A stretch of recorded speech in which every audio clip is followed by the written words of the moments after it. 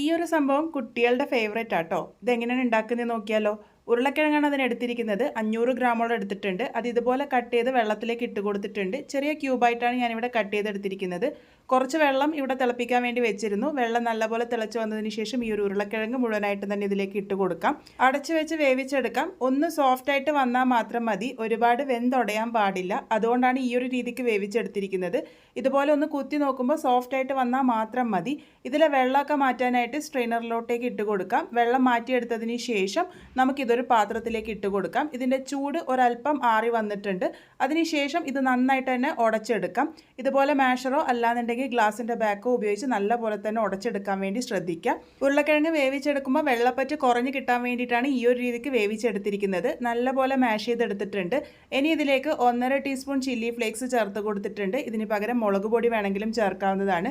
ഇതിലേക്ക് 1/4 teaspoon pizza seasoning ചേർത്തിട്ടുണ്ട്. കയ്യിലുണ്ടെങ്കിൽ ചേർത്താൽ മതി. പിന്നെ ആവശ്യമായിട്ടുള്ളത് കോൺഫ്ലോർ ആണ്. 1/2 കപ്പ് കോൺഫ്ലോർ ഇവിടെ ചേർത്ത് കൊടുത്തിട്ടുണ്ട്. ആവശ്യത്തിന് ഉപ്പും കൂടെ ചേർത്ത് കൊടുക്കാം. ഏകദേശം 1 ടീസ്പൂണോളം ഉപ്പ് ചേർത്തിട്ടുണ്ട്. അതിനുശേഷം ഇത് നന്നായിട്ട് തന്നെ കുഴച്ചെടുക്കാം. കോൺഫ്ലോർ കയ്യിലില്ലാന്നുണ്ടെങ്കിൽ നല്ല വറുത്ത ഫൈനായിട്ടുള്ള അരിപ്പൊടി വേണമെങ്കിൽ ഉപയോഗിക്കാവുന്നതാണ്. ഈ ഒരു രീതിക്കുള്ള കൂട്ടാണ് ആവശ്യമായിട്ടുള്ളത്. ഉരുളക്കിഴങ്ങ് ഒരുപാട് വെന്ത് പോയി കഴിഞ്ഞാൽ നമ്മളുടെ പൊടിയുടെ അളവും അതിനനുസരിച്ച് കൂടാനുള്ള സാധ്യതയുണ്ട്. അത് പ്രത്യേകം ശ്രദ്ധിക്കണം. അതിനുശേഷം ഞാനിവിടെ ബട്ടർ പേപ്പറിൽ വെച്ച് ഒന്ന് ഷേപ്പ് ചെയ്തെടുക്കുകയാണ് ചെയ്യുന്നത്.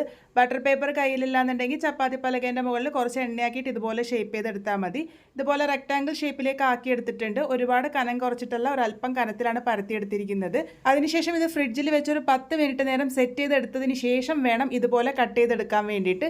ഫ്രീസറിലോ ഫ്രിഡ്ജിലോ വെച്ച് സെറ്റ് ചെയ്തെടുക്കാവുന്നതാണ്. ഇതുപോലെ സെറ്റ് ചെയ്തെടുത്തതിന് ശേഷം മാത്രം കട്ട് ചെയ്യുക. അല്ലാന്നുണ്ടെങ്കിൽ പൊട്ടിപ്പോകാനുള്ള സാധ്യതയുണ്ട്. ഇതുപോലെ അരികുകൾ ഒന്ന് കട്ട് ചെയ്ത് മാറ്റിയതിന് ശേഷം കുഞ്ഞു കുഞ്ഞു സ്ട്രിപ്സ് ആയിട്ടാണ് ഇവിടെ കട്ട് ചെയ്തെടുത്തിരിക്കുന്നത്. നല്ല നീളത്തിൽ ഈ ഒരു രീതിക്കാണ് ഷേപ്പ് ചെയ്തെടുത്തിരിക്കുന്നത്. നമ്മൾ നന്നായിട്ട് ഫ്രീസ് ചെയ്തെടുത്തതുകൊണ്ട് തന്നെ ഒട്ടും പൊട്ടിപ്പോകാതെ നമുക്കിത് റിമൂവ് ചെയ്തെടുക്കാൻ വേണ്ടി പറ്റും. അതിനുശേഷം ഇത് ഫ്രൈ ചെയ്തെടുക്കാം. എണ്ണ നല്ലപോലെ ചൂടായി വന്നതിന് ശേഷം ഇതിലേക്ക് ഓരോന്നായിട്ട് ഇട്ട് കൊടുക്കാം. ഇട്ട് കൊടുത്തപാട് അനക്കാൻ നിൽക്കണ്ട. ആ ഒരു ഭാഗം നന്നായിട്ട് ഫ്രൈ ആയിട്ട് വരുന്നത് വരെ വെയിറ്റ് ചെയ്യുക. അന്നേരം തന്നെ അനക്കാൻ നിന്ന് കഴിഞ്ഞാൽ പൊട്ടിപ്പോകാനുള്ള സാധ്യതയുണ്ട്.